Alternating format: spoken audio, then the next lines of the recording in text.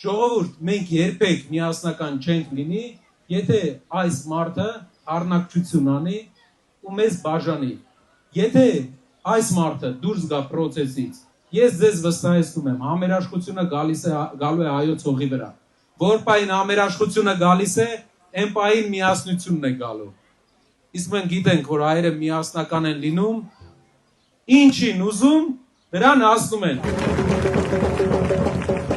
Ուժեղ կրթությունը բերելու է ուժեղ անվտանգության եւ այն գիտելիքները, որպես կրթության մարդ եմ ասում, եւ այն գիտելիքները, որ մենք տալիս ենք դպրոցում մեր երեխաներին, ոչ ոք նրա ուղեղից չի կարող անել։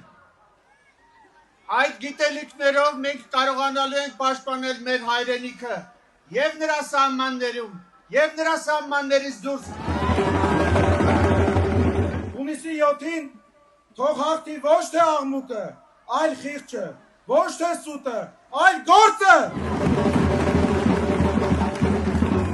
Մենք նաև գտնում ենք, որ մեր Հայաստանի Հանրապետությունում պետք է լինի մարդասիրության մթնոլորտ, մարդասիրության։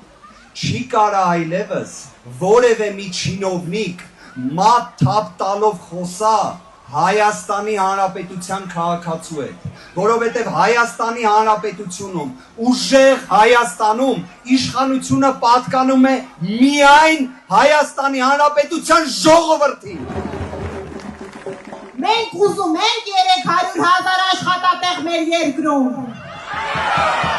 Ուզում ենք զինծառայողների 40,000 դրամ աշխատավարձ։ Ուզում ենք, որ զինծառայողներից բացի բուժաշխատողներն ու ուսուցիչները աշխատավարձը բարձր ստանան։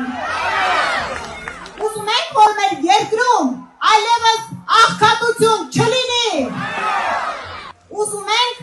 իրական խաղաղություն ու երաշխավորված անվտանգություն։ Այո, դա հնարավոր է ու դա հնարավոր է մեր առաջնորդ